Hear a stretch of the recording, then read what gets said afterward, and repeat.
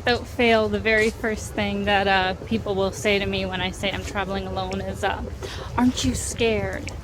And for someone who is a borderline hypochondriac, you could say, and has really intense anxiety issues, then yes, you could say I'm scared. I'm fucking terrified of most things most of the time, but that doesn't mean it stops me from doing them.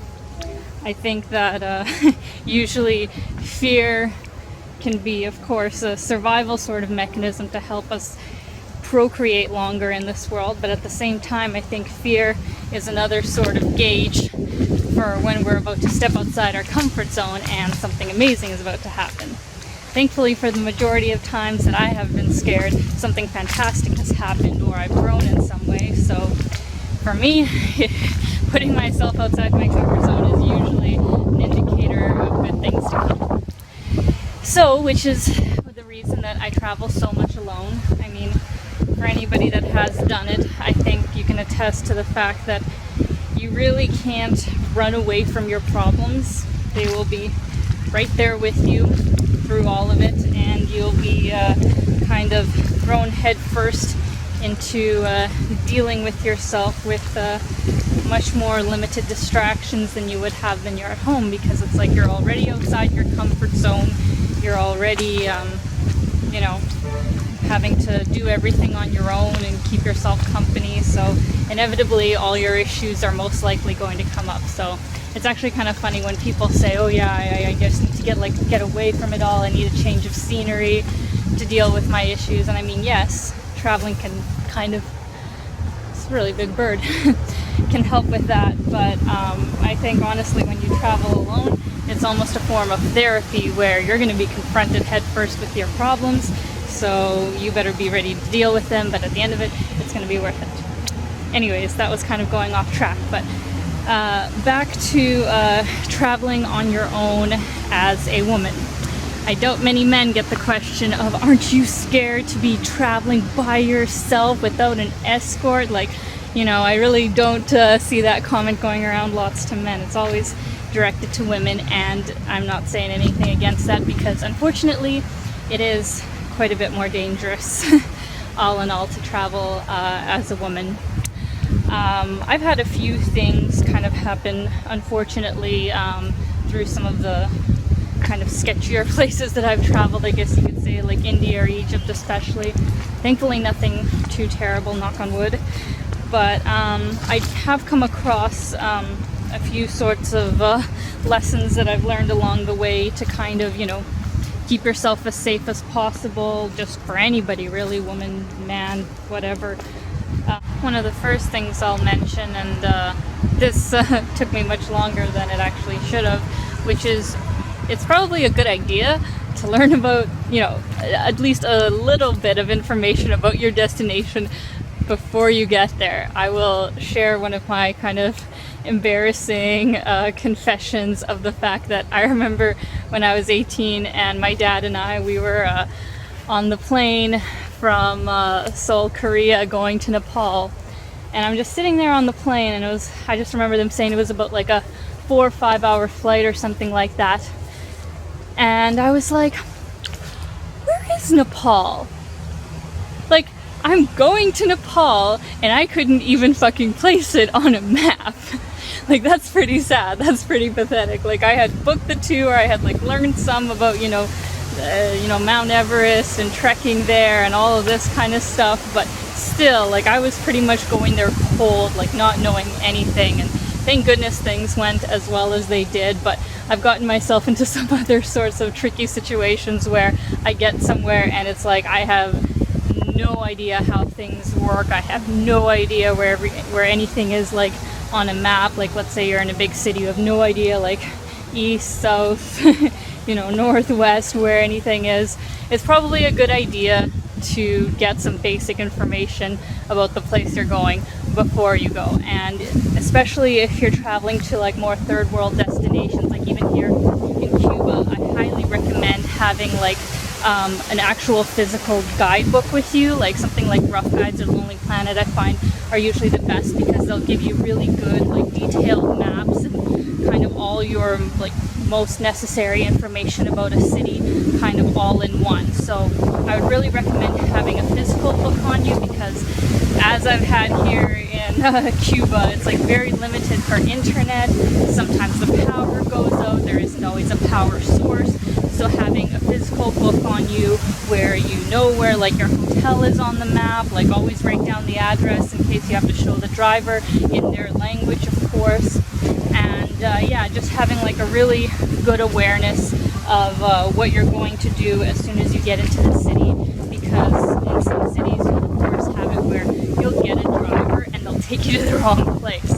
I've actually had that quite a few times in India, and I hear it happens here in Cuba too, where you know, you tell the driver this is the place I want to go, and they'll like take you there, but they'll take you to another hotel or something where they're going to get a commission from, and say, oh no, the place you wanted to go is closed, so this one's very good, this one's very good for you. So that kind of bullshit, you know, you don't need that. So definitely try and get a somewhat good idea of where you'll be in the scheme of things, and just about the culture and things to expect when you come to the country. Like, of course you still want to be spontaneous, of course you still want to kind of have the freedom to do things on the fly, but at the same time you don't want to be going into a country, especially if it's one with a culture very different than yours, completely cold, offending people, getting completely ripped off with prices. You know, it's just a good idea to kind of have a bit of a basic knowledge before you go. So that would be my number one tip. Second of all, this one isn't really set in stone, but depending on the city, I usually do recommend being really city central. Not only because then you're going to save yourself time and effort of not having to take like a lot of transportation to get to the main sites, but you'll be like within walking distance. So I really recommend just getting somewhere that's going to be near the majority of what you're going to see. So also usually that tends to be the safest sort of area. So location for your accommodation, I think, is definitely one of the easiest ways you can kind of put yourself out of harm's way.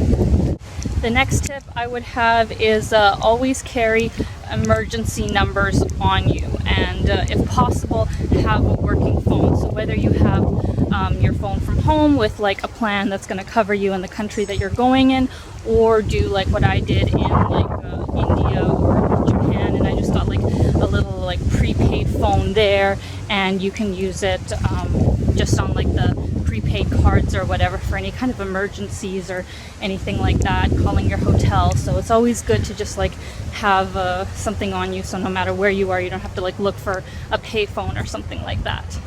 Also, traveling as a woman, I mean as a lone woman, this one, you know, use it to your own discretion, but unfortunately I really just don't recommend going out much at night. Like if you're going you know, in a city that's safer, like in Cuba here, honestly, I've been out at like past midnight and everything's been fine. So, you know, if the locals tell you that, you know, it's safe, it's fine, or other travelers that you've come across haven't had too many issues either, then, you know, go for it. Then, you know, don't just feel like you have to be in it by supper time or something like that. But I do find that in like cities like, you know, New Delhi or Cairo or something like that, like as a woman traveling by herself, you really don't want to be in those kinds of places late at night, like even in the busier city or centers. Having said that, the whole kind of topic of some people will tell you, oh yeah, you know, be really careful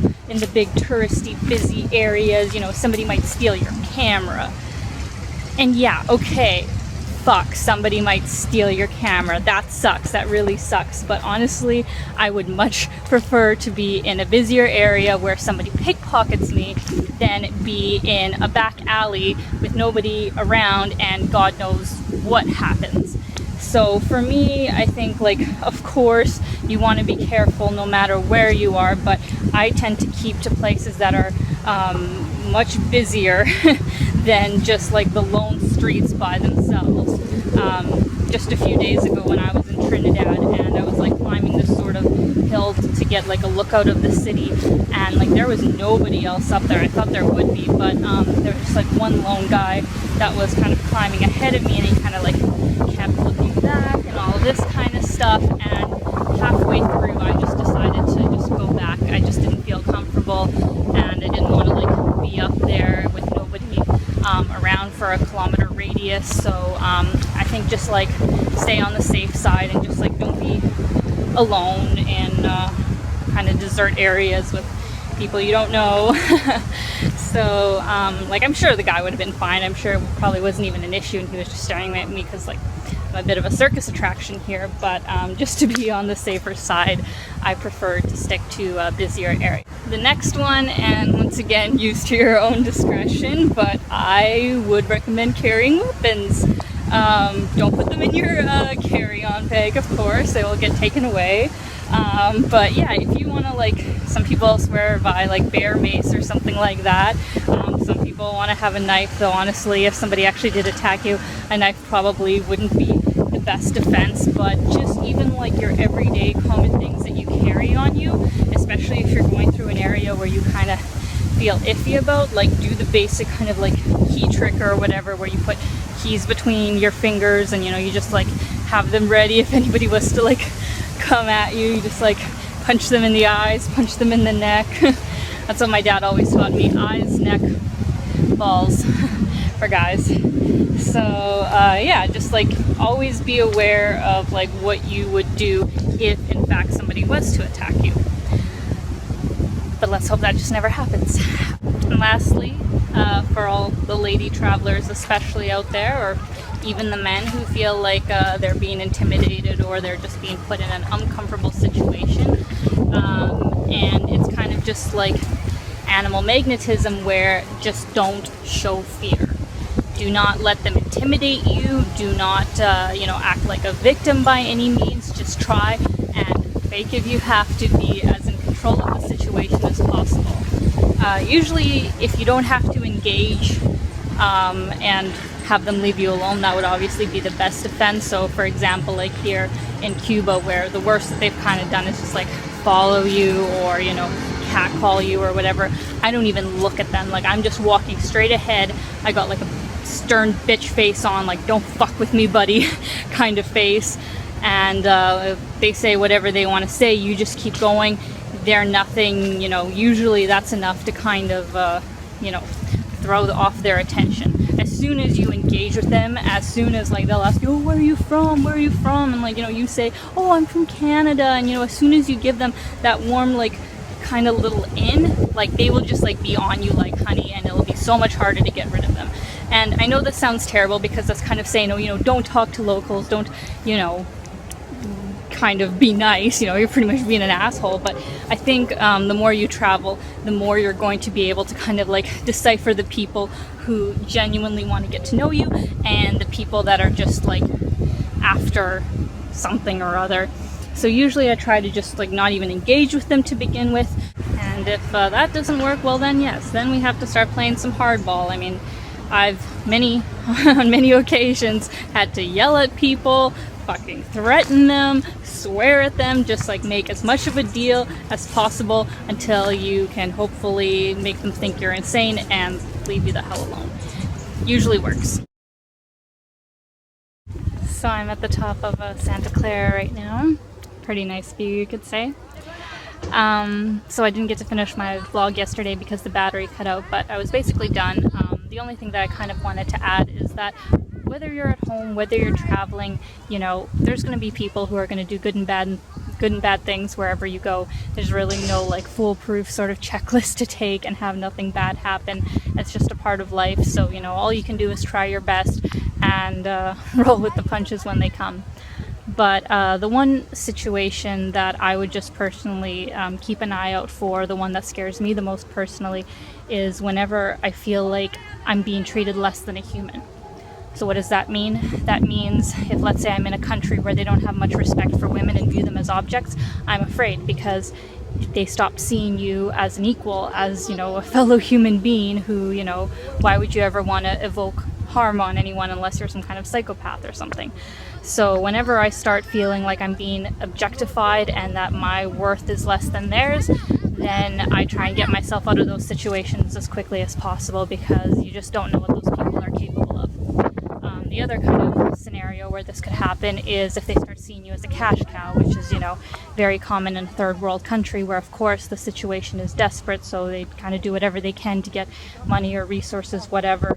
But obviously still doesn't make it right. So yeah, I just try and avoid those scenarios as much as possible, because those are really the ones to be scared of. When somebody has nothing to lose, they're going to do anything. So just try and use your better judgment if you ever feel like you're in those kinds of scenarios. Anyways, not to discourage traveling alone whatsoever. I think it's one of the best things you could do. There is no education like having a full passport and seeing as many places as possible, immersing yourself in as many cultures as possible, and realizing what an amazing, beautiful world it is we live in. So get out there, get traveling, don't let fear stop you, and have the most amazing time. Bye guys.